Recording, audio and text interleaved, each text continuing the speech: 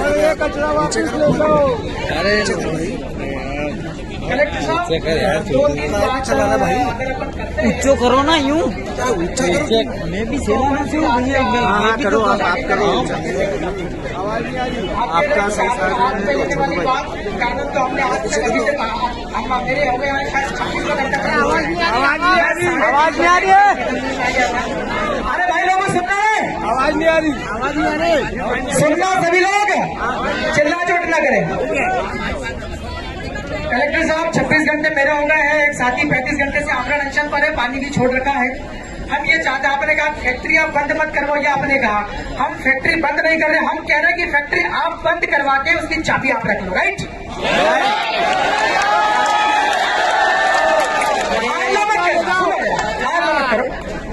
ये container custody वाली बात आ रही सर, कस्टडी वाली बात आ रही। वो सामग्री सारी जो है 12 कंटेनर वो भी आपके पास रहेगा। तो कंपनी अगर वो फैक्ट्री चलता है आपकी, अगर वो फैक्ट्री आपकी चलता है तो हमको ये डर रहेगा कि पता नहीं कब ट्रायल करने के लिए 10 किलो 50 किलो जला दें। ट्रायल करने के लिए डर है लोगों में। मैं 26 घंटे से यह देख रहा हूँ, लोगों में डर है। जो व्यक्ति हार्ट पेशेंट है, जिसको दिल की बीमारी है, सांस की बीमारी, वो आदमी घबरा के मर जाएगा। वो आदमी आपका देख ले जिन्होंने लगा देता है। बहने शांत रहे, बात हो रही है।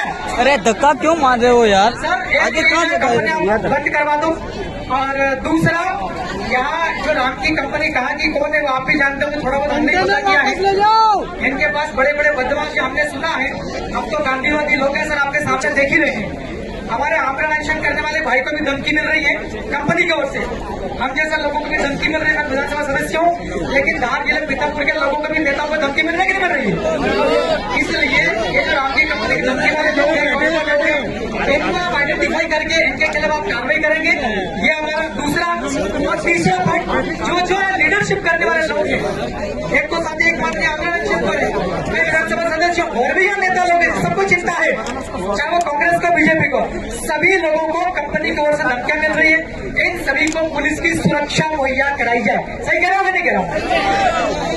दूसरा, आज के दिन में सर पीतमपुर के हर एक घर से लोग निकल कर बाहर आए हैं, तो हर एक व्यक्ति के जीवन के ऊपर में कंपनी की ओर से हम खतरा महसूस कर रहे हैं। कब हमारे साथ में कोई दुर्घटनाकारी हमला कर रहे, तो लोगों की सुरक्षा प्लस जनप्रतिनिधियों की सुरक्षा। कंटेनर वापस ले लो। हाँ, अगला बिंदु सर हमारा ये है,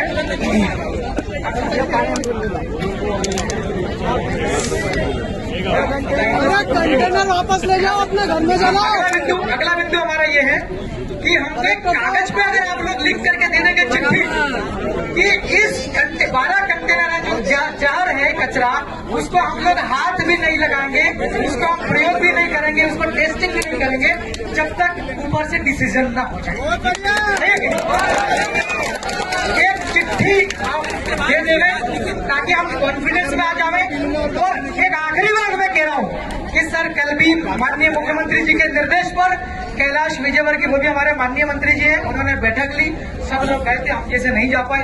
हम ये कहते हैं कि ये लड़ाई पीतमपुर के 5 लाख लोगों की लड़ाई है। सर कलेक्टर साहब, हमें हमारा ये कहना है कि मुख्यमंत्री महोदय पीतमपुर में आकर के पीतमपुर के लोगों के साथ में बैठक करें, फिर यहाँ से डिसीजन निकलना चाहिए ये कचरा कहाँ चलेगा, है कि नहीं?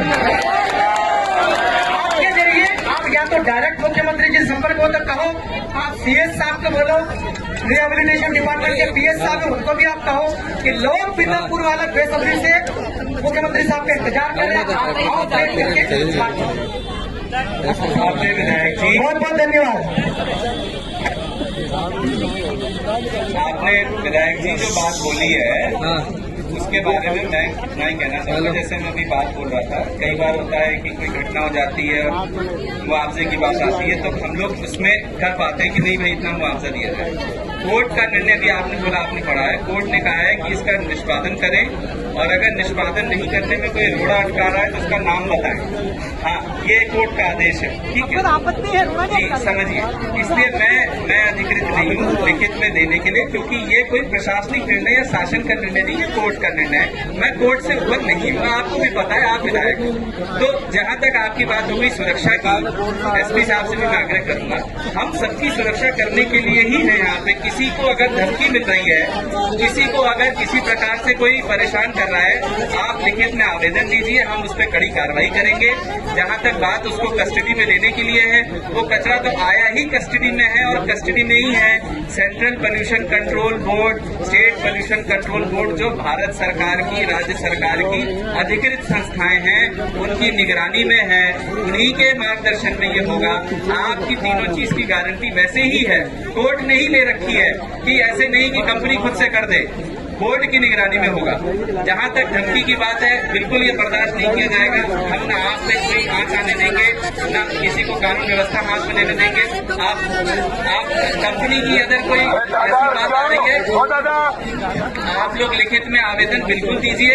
ऐसे कहना कि कंपनी किसको, तो वो तो एक प्रक्रिया होती है, आप सबको पता है कि कानूनी कार्रवाई कैसे होती है। हम उसको बिल्कुल इंश्योर करेंगे, किसी को कानून हाथ में नहीं लेने देंगे। मैंने आपको पहले ही बोला, हम चिमनी के लिए नहीं है केवल कलेक्टर, हम जनता के लिए हैं। चाहे फैक्ट्री हो, चाहे रोड हो, चाहे जनता हो, जिसको भी कानून व्यवस्था में कोई भी बाधा उत्पन्न होगी, हम उसका निरूपण करेंगे। धन्यवाद। और आपसे भाई, मेरा आपसे आग्रह है, अरे ऐसे कैसे, ऐसे विधायक जी